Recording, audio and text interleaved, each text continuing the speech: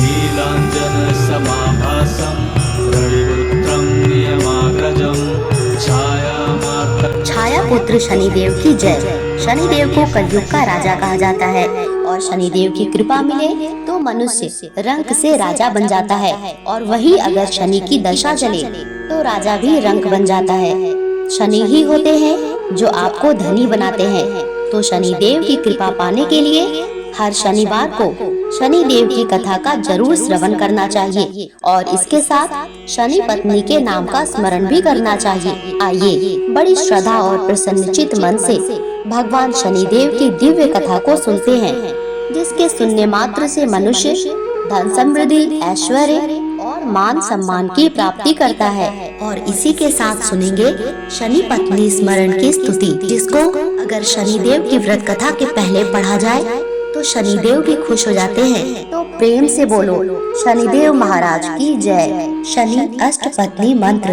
ध्वजनी धामिनी चैव कंकाली कलह प्रिया, कंटकी कलही चाओ तुरंगी महिषी अजा।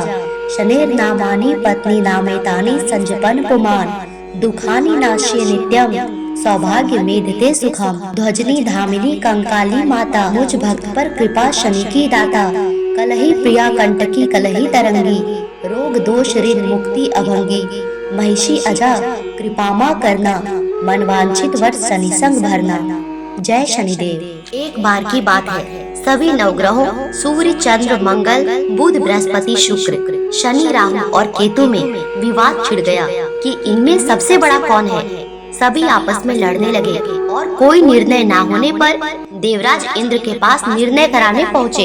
इंद्रदेव घबरा गए और उन्होंने निर्णय करने में अपनी असमर्थता जताई, परंतु उन्होंने कहा कि इस समय पृथ्वी पर राजा विक्रमादित्य हैं, जो कि अति न्याय प्रिय है, वे ही इसका निर्णय कर सकते हैं। सभी ग्रह एक साथ राजा विक्रमादित्य के पास पहुँचे और अपना विवाद बताया और निर्णय के लिए कहा।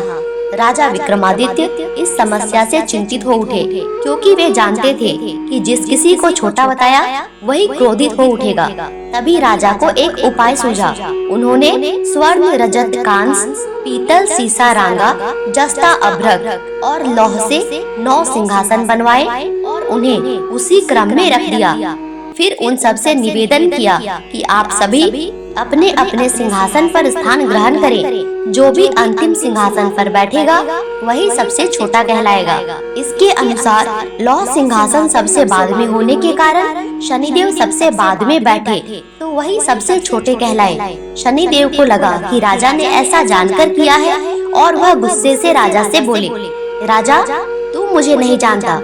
सूर्य एक राशि में 1 महीना, चंद्रमा 2.25 महीना 2 दिन, मंगल 1.5 महीना, बृहस्पति 13 दिन और बुध और शुक्र एक महीने विचरते हैं। लेकिन मैं 2.5 से 7.5 साल तक रहता हूँ। बड़े बड़ों का मैंने विनाश किया है। श्री राम की 7.5 आई तो उन्हें वनवास हो गया। रावण की आई तो उसकी लंका को वानरों की सेना से हारना पड़ा। तुम सावधान रहना। ऐसा कहकर कुपित होते हुए शनिदेव वहाँ से चले गए। अन्य देवता खुशी खुशी चले गए। कुछ समय के बाद राजा की 7.5 आई। तब शनिदेव घोड़ों के सौदागर बनकर वहाँ आए। उनके पास कई बढ़िया घोड़े थे। राजा ने यह समाचार सुनकर अपने अश्वपाल को अच्छे घोड़े खरीदने की आज्ञा दी। उसने कई अच्छे घोड़े खरीदे और एक सर्वोत्तम घोड़े को राजा को सवारी हेतु दिया। राजा जो ही उस पर बैठा, वह घोड़ा सरपट वन की ओर भागा। भीषण वन में पहुँच वह अंतर ध्यान हो गया। अब राजा भूखा प्यासा भटकता रहा। तब एक ग्वाले ने उसे पानी पिलाया। राजा ने प्रसन्न होकर उसे अपनी अंगूठी दी। वह अंगूठी देकर राजा नगर को चल दिया और वहाँ अपना नाम उज्जैन निवासी वीका बताया। वहाँ एक सेठ की दुकान पर उसने जल इत्यादि पिया और कुछ देर आराम किया। भाग्यवश उस दिन सेठ की खूब बिक्री हुई। सेठ उसे खाना इत्यादि कराने खुश होकर अपने साथ घर ले गया। वहाँ उसने एक खूंटी पर देखा कि एक हार टंगा है, जिसे खूंटी निगल रही है। थोड़ी देर में पूरा हार गायब था। तब सेठ ने आने पर देखा कि हार गायब है। सेठ ने समझा कि वीका ने ही उसे चुराया है। उसने वीका को कोतवाल के पास पकड़वा दिया। फिर उस नगर के राजा ने वीका को चोर समझकर उसके हाथ पैर कटवा दिए और नगर के बाहर फेंकवा दिया। वहाँ से एक तेली निकल रहा था, जिसे दया आई और उसने वीका को अपनी गाड़ी में बैठाया वह अपनी जीभ से बैलों को हाँकने लगा। कुछ समय के बाद राजा की शनि दशा समाप्त हो गई और वर्षा ऋतु आने पर राजा मल्हार गाने लगा। राजा जिस नगर में रहता था वहाँ की राजकुमारी मनभावनी को उसका गाना इतना पसंद आया कि उसने मन ही मन प्रण कर लिया कि वह उस राग गाने वाले से ही विवाह करेगी। राजकुमारी ने दासी को राग गाने वाले को ढूंढने भेजा। दासी ने बताया कि वह एक चौरंगिया है, परंतु राजकुमारी ना मानी। अगले ही दिन से वह अनशन पर बैठ गई कि विवाह करेगी तो उसी से ही करेगी।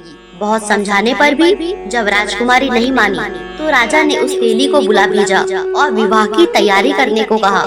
फिर उसका विवाह राजकुमारी से हो गया। तब एक दिन सोते हुए स्वप्न में शनिदेव ने राजा से कहा, राजन देखा तुमने मुझे छोटा बताकर कितना दुख झेला है। तब राजा ने उनसे क्षमा मांगी और प्रार्थना करते हुए कहा, हे शनिदेव, जैसा दुख मुझे दिया है और किसी को ना देना। शनिदेव मान गए और कहा कि जो मेरी कथा और व्रत करेगा उसे मेरी दशा में कोई दुख नहीं होगा।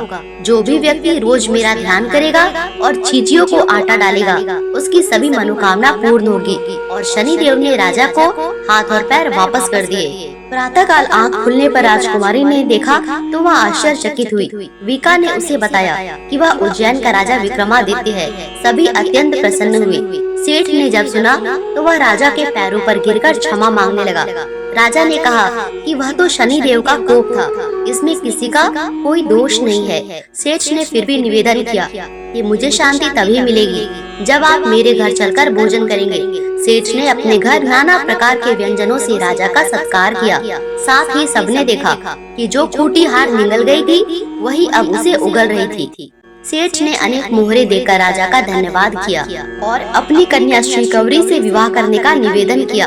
राजा ने सहर्ष स्वीकार कर लिया। कुछ समय के बाद राजा अपनी दोनों रानियां मनभावनी और श्रीकवरी को सभी उपहार सहित लेकर उज्जैन नगरी को चले। वहाँ राजा के राज्यवासियों ने सीमा पर ही खूब आदर सत्कार किया। सारे नगर में दीपमाला सजाई गई। राजा ने घोषणा की कि मैंने शनि देव को सबसे छोटा बताया था, असल में वो सर्वोपरि है। तब से सारे राज्य में शनि देव की पूजा और कथा नियमित होने लगी। सारी प्रजा खुशी और आनंद के साथ जीवन बिताने लगी। जो भी कोई शनि देव की इस कथा को सुनता या पढ़ता है उसके सारे दुख दूर हो जाते हैं। व्रत के दिन इस कथा को अवश्य पढ़ना चाहिए। बोलिए शनिदेव महाराज की जय। और अब सुनते हैं शनिदेव की आरती। जय जय श्री शनिदेव भक्तन हितकारी, सूरज के पुत्र प्रभु छाया महतारी। जय जय श्री शनिदेव भक्तन हितकारी, सूरज के पुत्र प्रभु छाया महतारी। श्याम अंग वक्र दृष्टि चतुर्भुजाधारी, नीलांबर धार नाथ गज की असवारी। जय जय श्री शनिदेव भक्तन हितकारी, सूरज के पुत्र प्रभु छाया महतारी। क्रीट मुकुट शीश सजत त्रिपत है लीलारी, मुक्तन की माला गले शोभित बलिहारी। जय जय श्री शनिदेव भक्तन हितकारी, सूरज के पुत्र प्रभु छाया महतारी।